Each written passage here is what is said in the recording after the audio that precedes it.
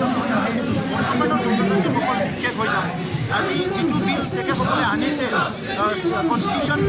amendment schedule tribe যিটো amendment বিল 2019 এই বিলটো যদি পাছ হৈ যায় বৰ্তমানৰ অসমৰ জনজাতিসকল সম্পূৰ্ণভাৱে ৰাজনৈতিকভাৱে সামাজিকভাৱে অৰ্থনৈতিকভাৱে শিক্ষা দীক্ষাৰ ক্ষেত্ৰত সকলো দিশৰ পৰা বঞ্চিত হৈ যাব এইটো স্পষ্ট হৈ পৰিছে পাৰ্লিমেণ্টত ৰিপ্ৰেজেণ্টেশ্যন কৰিব নোৱাৰিব এছেম্বলিত ৰিপ্ৰেজেণ্টেশ্যনৰ পৰা বঞ্চিত হৈ যাব সকলো দিশৰ পৰা বঞ্চিত হ'ব এইটো স্পষ্ট হৈ পৰিছে সেইকাৰণে আমি কৈছোঁ যে আজি তেখেতসকলে ৰাজনৈতিক লাভালাভৰ কাৰণে একমাত্ৰ এই জনজাতিকৰণৰ প্ৰক্ৰিয়াটো হাতত ল'লে কিন্তু বৰ্তমানৰ যিটো জনজাতিসকল যিসকলে তেখেতসকলক আস্থাত ৰাখিছিলে বিশ্বাসত ৰাখিছিলে সেইসকলক কমপ্লিটলি ইগন'ৰ কৰিলে এইটো এটা ইনজাষ্টিছ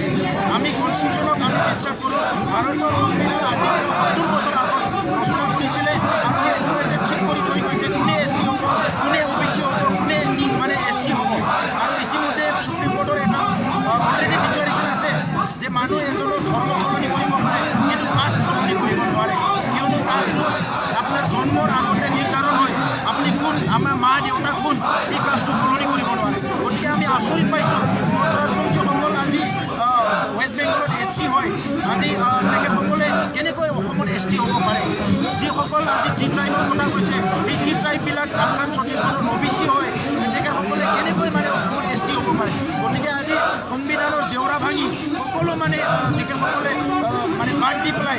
অধিকাৰৰ কথাবিলাক বাদ দি পেলাই যেনেকৈ ৰাজনৈতিক ভোটৰ লাভালাভৰ কাৰণে জনজাতিকৰণ কৰিবলগীয়া আছে আমি এইটো কেতিয়াও মানি ল'ব নোৱাৰোঁ আজি সংবিধানৰ আৰ্টিকেল 14, 15, 16 ইয়াৰ লগতে 46, 330 আদি কৰি বিভিন্ন মেজৰ আৰ্টিকেল ইয়াত তেখেতসকলে ইম্পেক্ট এটা আহিব ইয়াত এফেক্ট আহিব আৰু জনজাতিসকলে ভাৰততো অসমতো সকলো দিশৰ পৰা বঞ্চিত হৈ যাব সেইকাৰণে আমি অসম চৰকাৰ ভাৰত চৰকাৰক উলিয়াই দিছোঁ যে এই বিলটো ইয়াতে ষ্টপ কৰিব লাগে আৰু তেখেতসকলক 6 জনগোষ্ঠীক